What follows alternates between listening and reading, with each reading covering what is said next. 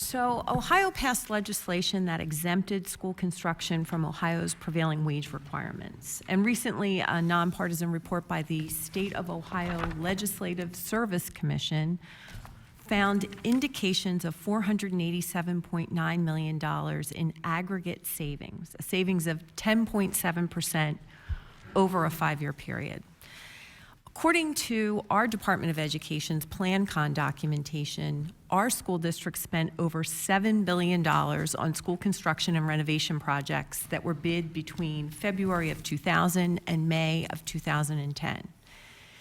If Pennsylvania school districts were to save 10% of the construction costs on those projects, it would be an additional $700 million that could have been used to develop or improve educational programs, or could have remained in the hands of local taxpayers. I'm a sponsor of Senate Bill 838. It's legislation that would allow school districts and municipal governments the option to opt out of prevailing wage requirements. And my question to you is this: can we, like Ohio, empower our local school officials with a tool that would allow them to make a determination as to whether or not we follow the provisions of the Prevailing Wage Act or other options that they believe would be in the best educational interest of their students or the best interest of their constituents, the people who elected them and the taxpayers who pay their bills? I'm not familiar with the Ohio legislation, and I'd love to get a look at it. As a former educator, I'm sure that you know the challenges that local school boards face. I do. In holding the line on probably the most onerous tax bill that people receive, their local school property tax bill, as well as provide for the educational needs of their students. It's a big amount of money that we could plow back into the hands of hardworking Pennsylvanians or use to improve educational outcomes in the classroom. Would you not agree? I would agree that I would like to look at your legislation in more detail and see the Ohio legislation and see how that, if possible, could be applied in Pennsylvania. There are a lot of good things about prevailing wage as well, and that's something that we would have to look at and balance. Well, I would welcome the opportunity to continue that conversation, and finding those additional resources would be, I'm sure, greatly appreciated by hardworking Pennsylvanians. We've had a lot of questions today about workforce development, and I received a question from a constituent. Her name is Karen, and she resides in Windsor Township, and received thousands of emails every day, and this one really struck me, so I want to read it to you. And she said that there are so many well-paying jobs going vacant because the programs that train people for these jobs are not eligible for financial assistance. Truck drivers, welders, construction workers, plumbers, electricians, and I could continue this list for an hour. Most of them can't get student loans for their training, but all are in high demand. We need to help people who want to work in these fields get the training that they need.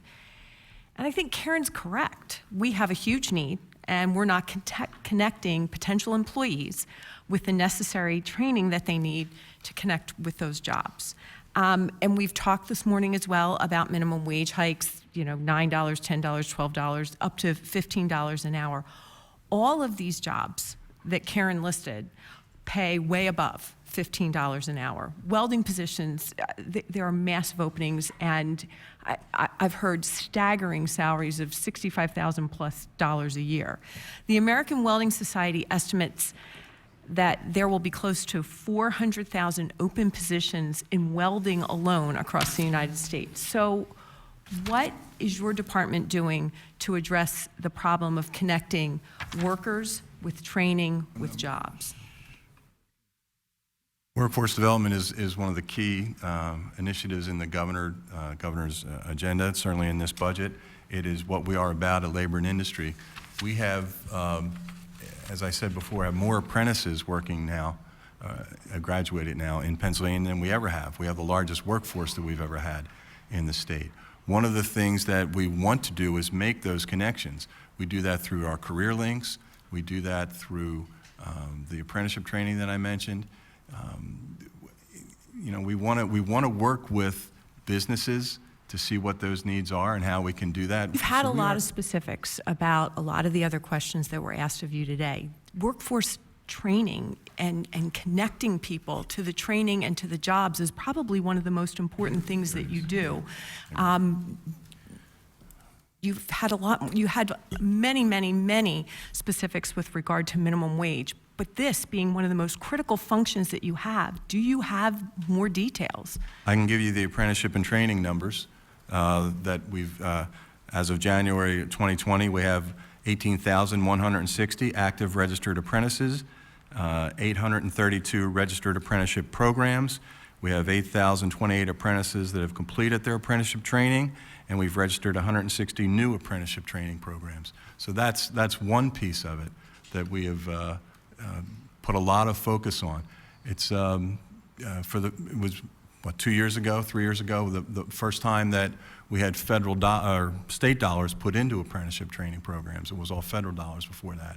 And with the PA SMART money, we're looking at where are underserved populations, where are underserved industries, what, as I mentioned before, the underserved, the jobs of the future that we're looking at. Do you have So- data that shows that we're making that critical impact? If I continue to receive emails from employers and from constituents who are saying we're not connecting the dots yet, we're investing that much more, do you have data that shows, you know, how we're making a significant impact in that regard? Brief answer, please. We can get that, whatever data we have available for you. I would encourage your constituent to go to the career links in her community and see what kind of training there may be available for her there.